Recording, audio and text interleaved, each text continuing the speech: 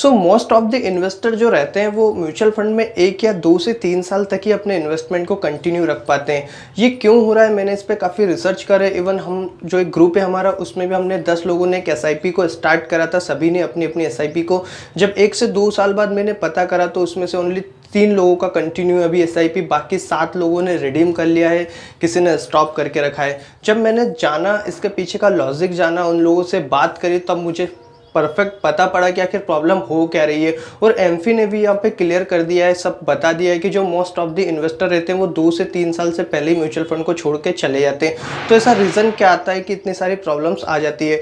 तो आप या मैं भी उसमें से एक हो सकता हूँ। अगर आपका एसआईपी कंटिन्यू चल रहा है या फिर आप एक प्लान करने वाले एसआईपी, तो हो सकता है आपको भी ये सारी प्रॉब्लम आएगी और आप भी फिर प्रॉब्लम में आ जाएंगे।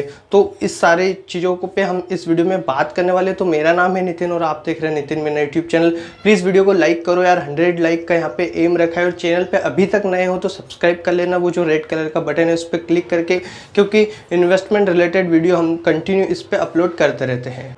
सो गाइज, जो यहाँ पे इसका मेन रीज़न निकल के आता है वो आता है इन्वेस्टर। मतलब कि यहाँ पे इन्वेस्टर की ही प्रॉब्लम रहती है कि वो 1 या 2 साल से पहले अपना पैसा रिडीम कर लेते हैं। यहाँ पे म्यूचुअल फंड का कोई भी प्रॉब्लम नहीं है, क्योंकि यहाँ पे मैं किसी भी फंड का नाम नहीं ले रहा हूँ।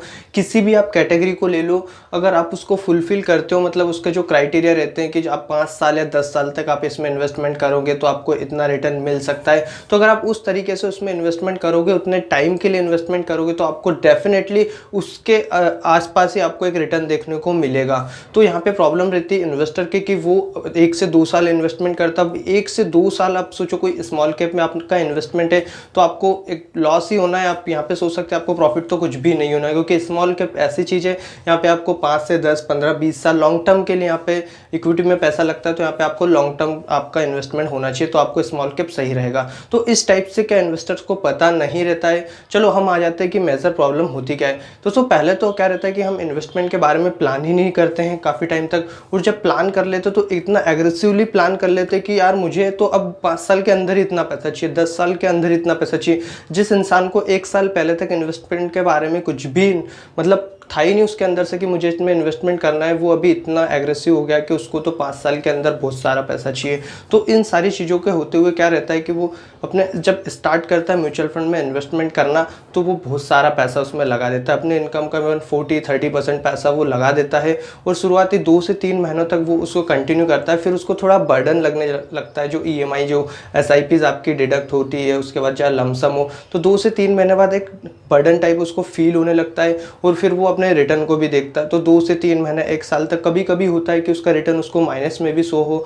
तो इस चक्कर में क्या रहता है कि वो थोड़ा सा डीमोटिवेट हो जाता है और आने वाले 1 से 2 साल के अंदर वो फिर रिडीम भी कर लेता है अपना पैसा।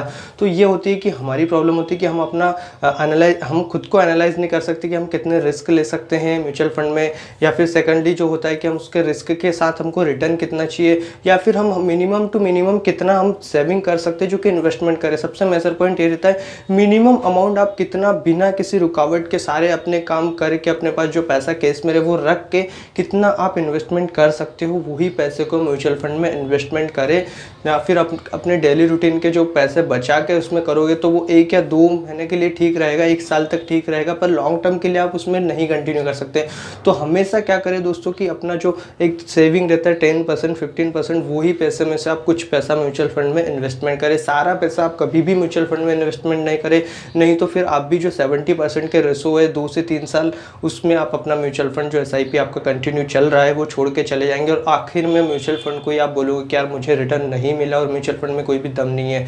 तो यहाँ पे इन्वेस्टर का ही सारा प्रॉब्लम रहता है, यहाँ पे म्यूचुअल फंड का कोई भी सारी दिक्कत नहीं है। यहाँ पे आप देखोगे कि अभी तक का एक डाटा है, अगर इक्विटी में आपका 10 साल तक अगर इन्वेस्टमेंट है तो इक्विटी ने आपको कभी नेगेटिव रिटर्न नहीं दिया है, अगर 10 साल का आपका इन्वेस्टमेंट है तो दोस्तों।